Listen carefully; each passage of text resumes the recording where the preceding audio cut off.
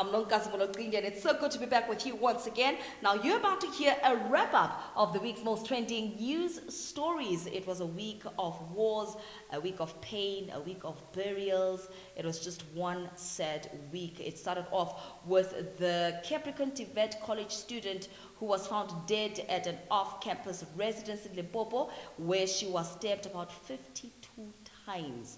The community, the college, the police force is still shocked at this gruesome killing. And the good thing is that the suspect has been nabbed and will be appearing at the Moribeng Magistrates Court quite soon.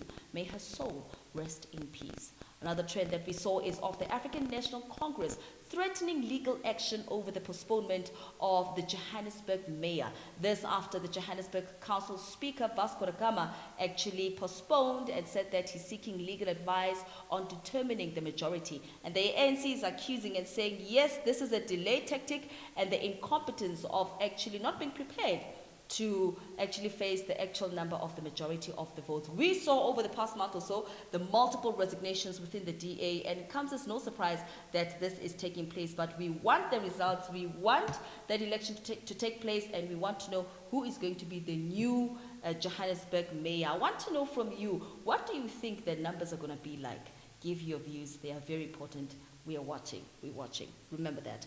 Right, another trend that we saw is of Uyinene Mrekiana's family, who actually founded a foundation in her name, in honor of her name, as well as in fighting against gender-based violence. And this after the student, the University of Cape Town student, was raped and murdered in August this year. And we can only hope that this foundation will achieve its outcomes and actually demonstrate what it is to actually fight gender-based violence. May her legacy continue, and may this foundation keep her name alive. May her soul rest in peace. Another trend that we saw is of the Sebokeng double murder that took place in the Vaal Triangle region in Sebokeng Zone 13, where a man he stabbed and murdered his own mother and little sister, who is 4 years old. He tried to do the same thing to the other siblings, the girl who's aged 9 and the boy aged 16. But fortunately, they are still alive and they are fighting for their lives in hospital. After he did this, he tried to turn the knife to himself and stab himself and commit suicide. But fortunately, he is alive and is under police guard at hospital. I was thinking to myself, no child wakes up out of the blue and decides that they're going to take a knife and stab their own mother and their own siblings. I don't mean to sound religious or anything like that, but there's a spirit behind. There is an influence behind. No sound person actually does what this young man did. At age 22, already he has 2 counts of cases of murder against him and another 2 of attempted murder. Something is not right here. I will be following up on this story as the developments penned.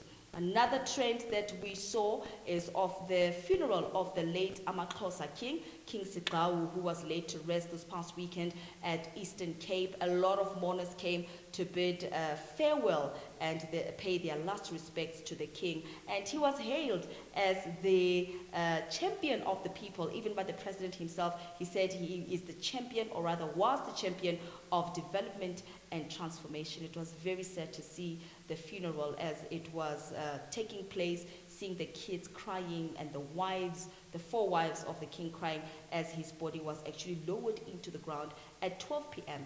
as it was planned. He was known as a good person, a person who strived for many good causes, and his life was cut short. May his soul also rest in peace. Moving further afield into international news, we saw that the parliament approves the resignation of Abdul Mahdi after a 2 months long strike against anti-wars, and this has seen about 400 people that have passed away. That is a lot. I can imagine someone in his position. Imagine you are leading a nation or you're leading a community and there are wars and there are deaths taking place and you're trying all the best you can to curb them, but nothing is actually improving and the death toll is just increasing and increasing. If you and I were in the same shoes as Abdul, we would have probably done the same thing that he is doing. May the souls of those who've lost their lives rest in peace, and may those families find it in them to actually move on after these these tragedies. Another one we saw was of the Global Gender Summit that took place in Rwanda, the first of its kind, where gender issues were discussed, gender violence issues were also discussed, and Rwanda pledged to contribute about $1 million. And they are saying that they are moving from actually making promises and actually taking action. Enough is enough with promise makers, but we want to see action takers, and we hope that this money that has been pledged will actually be paid out. So give your views on that story as well. We also saw the trial of the Enlightened Christian Gathering leader, Prophet Shepherd Bushiri, and his wife, Prophetess Mary Bushiri, being postponed. The trial is postponed to next year, between July and August. And when I was listening to the radio and watching, I was asking myself, but they've just been going through trials and trials of these charges of fraud and money laundering against them, but nothing tangible has been coming out. No evidence has been coming out, and it's just been trial after trial where they are just court appearances. And I want to know from you, do you think that they should just keep on appearing at these trials, or they should just be cancelled at all, and this case is just filed away? Give your views on that story. And just to wrap it all up, we saw that the feud between Prince Kaybee as well as the fellow producer and DJ TNS has come to an end. This after TNS earlier this year said that Kaybee stole one of his songs, and he also dated a girl that he used to date back then. I want to correct something here. Just because we are friends and I date your ex-girlfriend and ex-boyfriend, it does not mean that the world must come to an end. We are not owning people here. This is planet Earth. There's a reason they are called X, okay? It means they got no contribution, they got no attachment in your life anymore. So stop owning people. It's either you are married or you are not married. Other than that, people can date whoever they want.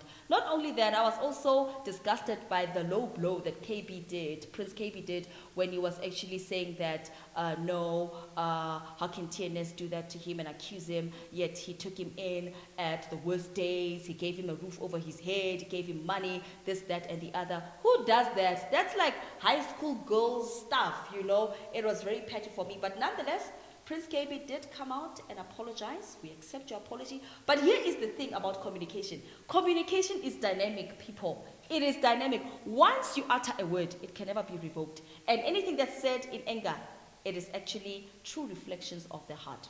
That's my opinion. You can give your opinions on that story. So that's all I had for you for this week's episode. I hope that you enjoyed it. And remember to like, to share, and to subscribe to my channel. Wrap it up. It has been so great, and I'll be back again next week. Shup, shup.